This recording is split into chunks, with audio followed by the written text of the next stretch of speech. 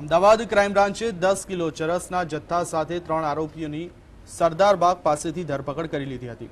ઉલ્લેખનીય છે કે આ ચરસનો જથ્થો કાશ્મીરના બાલાકોટ વિસ્તારમાંથી લવાયો હોવાની કબૂલાત આરોપીઓએ પોલીસ સમક્ષ કરી છે।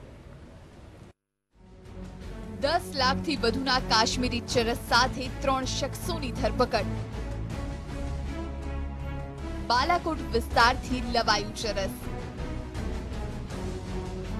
અમદાવાદ ક્રાઇમ બ્રાન્ચની ગિરફતમાં ઉભેલા 3 શખ્સોમાંથી 2 શખ્સો કાશ્મીરી છે, જ્યારે ત્રીજો આરોપી હર્ષ ઉર્ફે ચકો શાહ દરિયાપુર કડિયા નાકાનો રહેવાસી છે।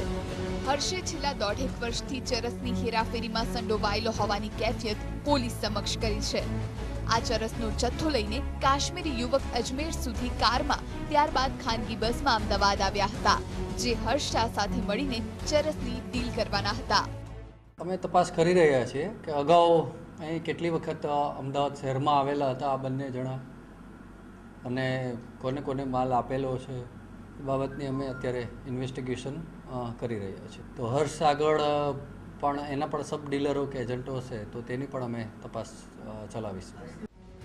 અમદાવાદથી પકડાયેલા ચરસના મોટા જથ્થાને પકડવાનું આ સમગ્ર ઓપરેશન અમદાવાદ ક્રાઇમ બ્રાન્ચ અને નાર્કોટિક્સના કંટ્રોલ બ્યુરોએ સાથે મળીને પાર પાડ્યું છે, જ્યારે શહેર ક્રાઇમ બ્રાન્ચ દ્વારા હાલ 3 આરોપીઓની સઘન પૂછપરછ હાથ ધરવામાં આવી છે।